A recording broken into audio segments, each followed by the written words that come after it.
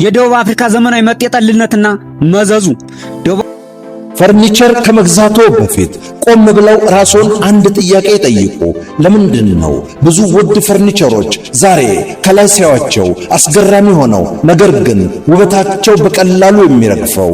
አብዛኛው ሰው ይህንን እውነታ ሳይረዳ በሺዎች የሚቆጠር ገንዘቡን ያወጣል። በመሸጫ ሾሩም ውስጥ ሲታዩ የሚማርከው ይህ ዕቃ ገዝተው እጅዎ ካስገቡ በኋላ ውበቱ ይጠፋል፣ ምቾቱ ይነሳል፣ ጥራቱ ይወርዳል። ቤትን ለማስዋብና ለማሳመር ያለሙት ያ ሁሉ ህልም ሆኖ ይቀራል። ባልገዛሁ ኖሮ በሚል ጸጸት እንዳይገረፉ ቆም ብለው ካሰቡ እኛ ጋር መፍትሄ አለ። የወደፊት ህልሞን እውን የሚያደርጉበት ቦታ የቤቶ ዕቃ ውበት፣ ምቾት፣ ዘመናዊ ዲዛይንና ዘላቂ ጥራት በአንድ ላይ ተጣምረው የሚያገኙበትን ፍጹም የተለየ አማራጭ ስማርት ዲጂታል ሾሩም አለለው። ደቡብ አፍሪካ ታላቁ መሪ ኔልሰን ማንዴላ ለሰው ልጆች እኩልነትና ነጻነት መከበር ከከፈሉት የ27 ዓመት የሥርዓት መስዋዕትነት በኋላ የአፓርታይድ ወይም የዘረኝነት ሥርዓትን አሽቀንጥራ የጣለች ታሪካዊ የአፍሪካ ሀገር ነች። ጥቁሮችና ነጮች እንዲሁም የተለያየ ዘርና ባህል ያላቸው ህዝቦች በአንድነት የሚኖሩባት ሀገር መሆኗን ለማሳየት የቀስተ ደመና ሀገር የሚል ስያሜ የተሰጣት ብቸኛ ሀገር ነች። አዲሱ ባለብዙ ቀለም ባንዲራም የዚሁ አንድነት ማሳያ ምልክት ነው።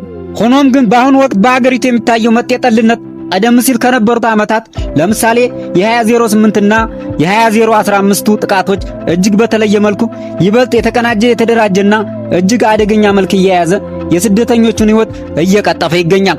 በአሁኑ ወቅት በአገሪቱ ራሳቸውን የአካባቢ ጥበቃ ወይም የአርበኝነት ቡድኖች እያሉ የሚጠሩ አካላት የዲጂታል ሚዲያ ፕላትፎርሞችን በመጠቀም በስደተኞች ላይ ያነጣጠረ ሐሰተኛ መረጃ በማሰራጨት ወንጀለኛ፣ የአገር ሀብት ዘራፊና የደህንነት ስጋት አድርገው በመሳል የህዝብ መቀስቀሻ ዋነኛ መሳሪያ በማድረግ አሳፋሪ የሆነ ድርጊታቸውን መፈጸም ተያይዘውታል። ይኸው ቡድን በተጨማሪ የውጭ ሀገር ዜጎችን መታወቂያና ህጋዊ ሰነድ በየጎዳናውና በየሥራ ቦታው በኃይል በመጠየቅ የማንነት መለያ መንገድ አድርጎታል።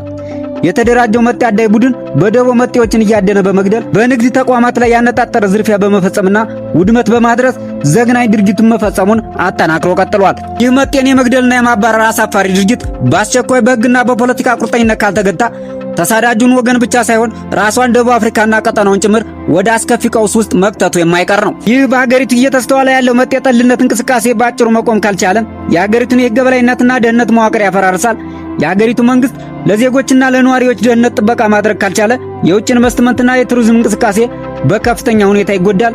ይህ ደግሞ በአገሪቱ ኢኮኖሚ ላይ የከፋ ቀውስ ያስከትላል። የደቡብ አፍሪካን ከአፍሪካና ከዓለም ጋር ያላትን ታሪካዊና ዲፕሎማሲያዊ ግንኙነት ሙሉ በሙሉ ያጠለሻል። በተለይም አብዛኞቹ ስደተኞች ከመጡባቸው የጎረቤት ሀገራት ጋር ከፍተኛ ውጥረትና ግጭት ሊቀሰቅስ ይችላል። አሁን ላይ አንዳንድ የጎረቤት ሀገራት በደቡብ አፍሪካ ዜጎች ላይ የመልሶ ማጥቃትና ጫና የማሳደር እርምጃ መጀመራቸው የችግሩን አሳሳቢነት ያሳያል። አሁን በደቡብ አፍሪካ የሚስተዋለው ችግር ስደተኞች በመበራከታቸው የመጣ ሳይሆን በአገሪቱ ውስጥ መዋቅራዊ፣ ኢኮኖሚያዊና ማህበራዊ ከፍተኛ የሥራ አጥነት፣ የኑሮ ውድነትና በሀብት ክፍፍል አለመመጣጠን የመጣ ነጸብራቅ ነው።